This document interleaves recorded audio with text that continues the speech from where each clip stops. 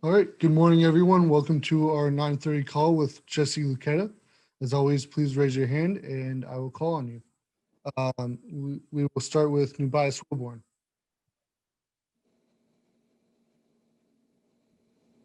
Good morning, Jesse, and I hope you're doing well, brother. Doing well. How you doing? Man, blessed and highly favored. You know how I go, man. From there, man, what did it mean to you guys to see Sean Clifford, especially on that first drive, really control the offense and then kind of really take hold of the game in general? He went out there and he was very poised. He was comfortable. He looked like himself. That's just what we need from a calm, cool, collective Sean that does what he does best. Just be out there and be a general and just lead the offense. So it was exciting to see him out there just get back to playing like himself. Joe Giuliano. Good morning, Jesse. Good morning.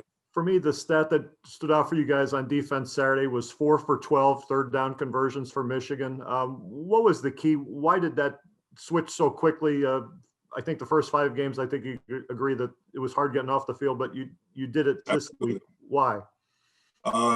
Just point of emphasis on, dating back to, the conversations that I've had with you guys. We really wanted to own that, go out there and establish ourselves and establish, our physicality from that standpoint. Especially, on the money down, third down for us is what we refer to as when we need to get off the field.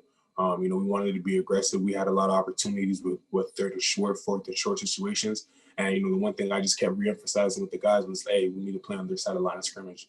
I had a play where, I led the charge, and that's the standard. That's what we need to do week in and week out. Just be dominant and play on the other side of the line of scrimmage. Peter Terpstra. Hey, Jesse, you're a guy from Canada. This is kind of a silly question. So we're about to play some December football here.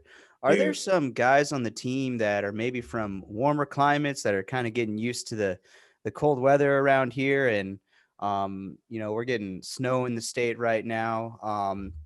Is there anyone that has a harder time dealing with that than others?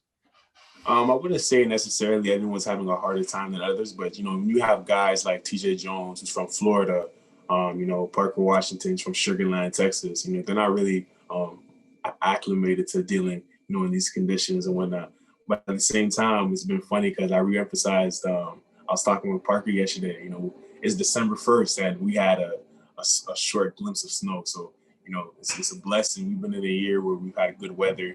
We haven't had to really, battle the weather and whatnot on game days and everything. So I feel like we're in a good position. They're going to finally have that transition of having to deal with the cold weather and see what a winter in state college is really like. So I think for the most part, they're doing pretty fine. Audrey Snyder.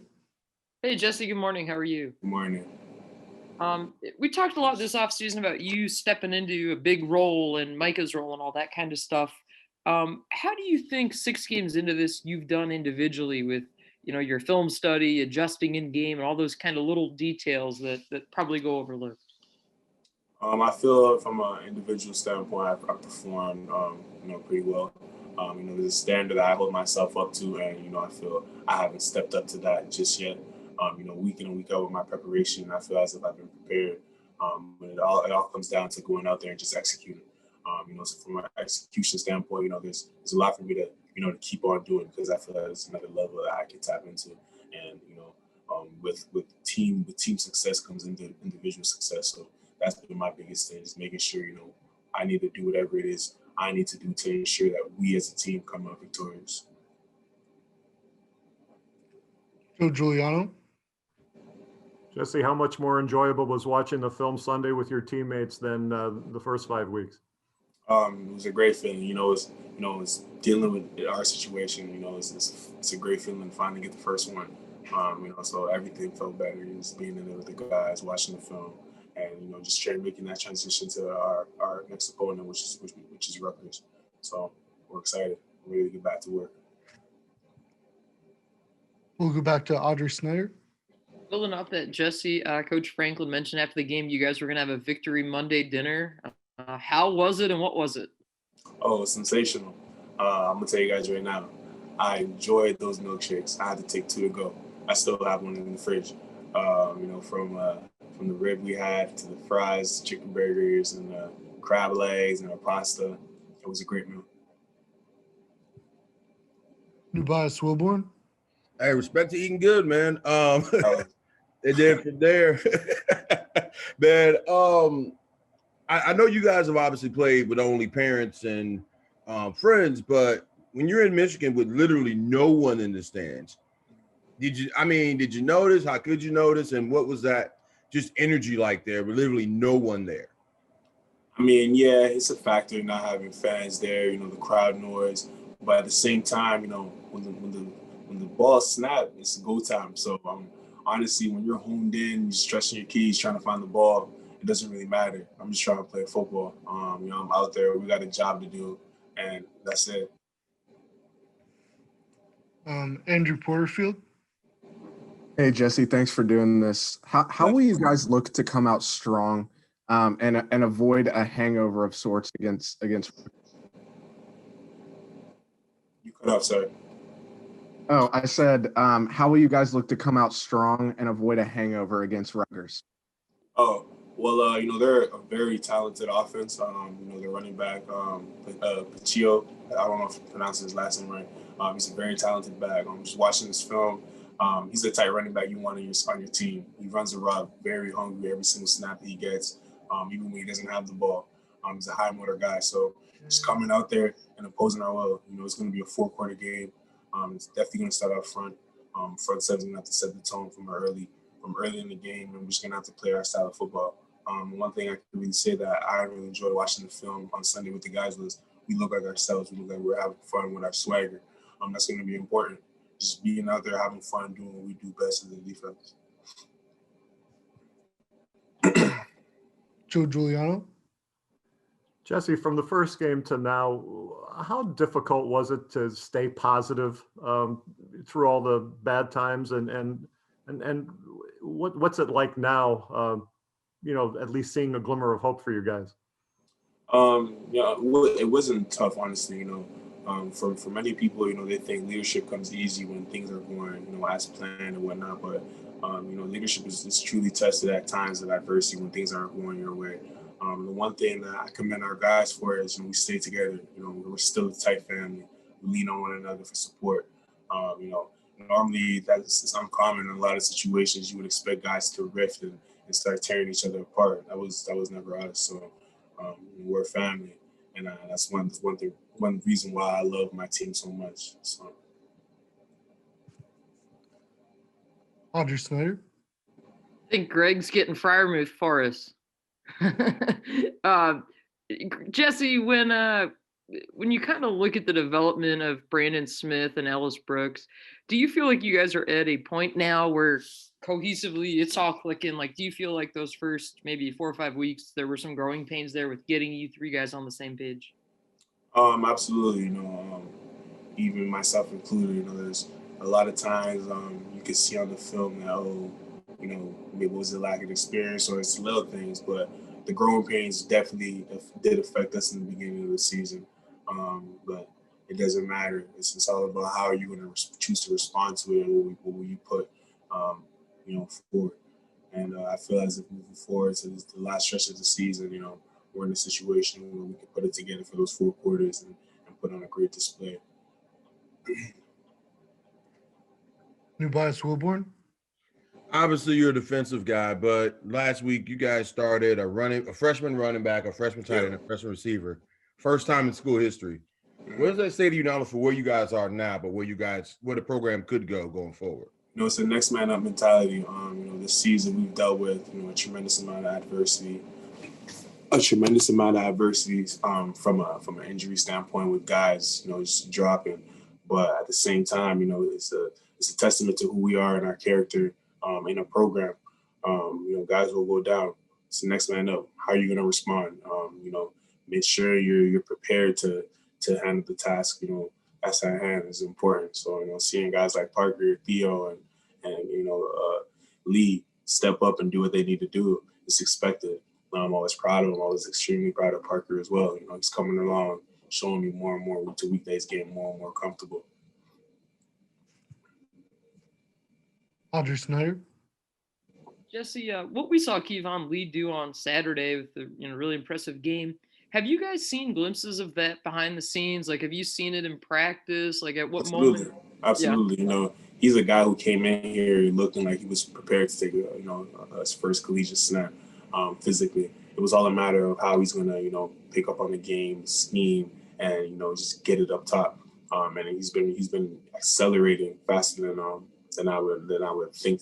And it's honestly, his situation where he didn't have a choice to with guys like Noah and Journey dropping down. He was forced to step into a role, and he's done a great job. I'm excited to see what he's going to do moving forward. We'll go back to Audrey. We saw Lance with that 3rd-and-1 stop last week, a big play for him. Do you feel like he's maybe turning a corner, and what do you think he can kind of add to that linebacking core since he's got such a different skill set? Absolutely. Lance is a guy with a tremendous skill set. He's very agile, very fast. From a speed standpoint, just setting him off the edge, being able to allow him to go play on the side of the scrimmage and just cause havoc in the backfield. So the thing for him, I'm excited for. He just continues to stack good days on top of one another, and he just continues to be consistent. I'm excited for Lance. Joe Giuliano. Jesse, I'm curious, what was your take on the sack fumble that Shaka batted back toward Jason, and it was nullified by a penalty? What did you see on that play? Primarily, it was a great heads-up play by Shaka. He's a high IQ guy, 400-level player, as I like to say. For him to make that split decision and bat it in, great play, one, and then Jason being there and scoop it. He turned a good play into a great play. As far as the call being reversed, I was a little unsure about that because I have a friend who plays at Oregon, and he made the same play last week. I saw it. I was watching it on TV, and he kind of played keep away, scooped it, and scored. So when I seen it happen to us, I was so confused, and I was on the field, and I kind of said the same thing to the ref.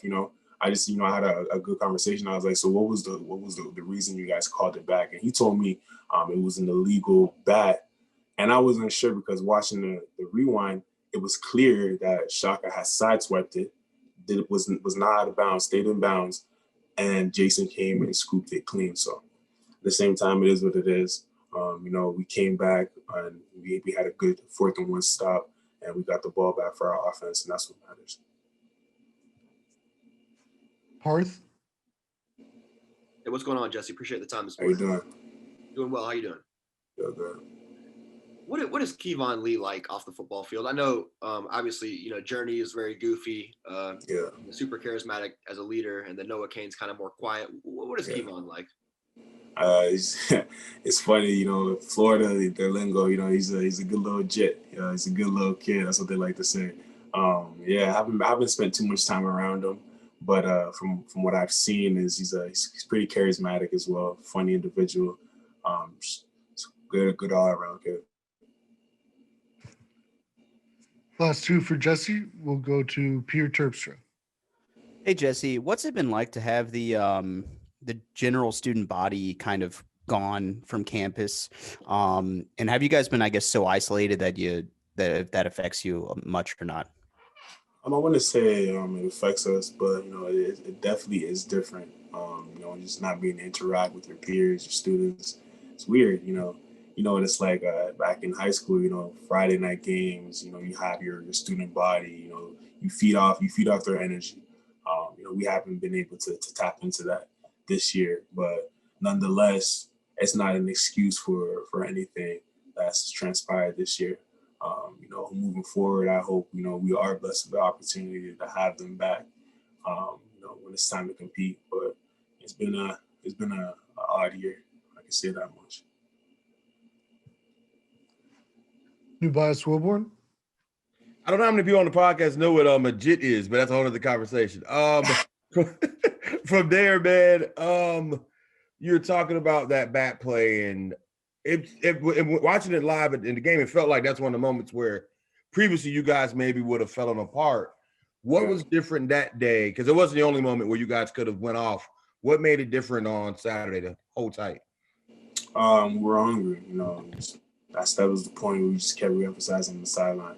From the first series, it was evident that hey, we're ready to play. We're hungry. We're having fun doing so. So, when the refs made the call and they told us defense were back up, hey, this is when you grit your teeth. It's when you put your foot down. Let's play football, hard-nosed football, Penn State football, and let's do what we need to do, get off the field.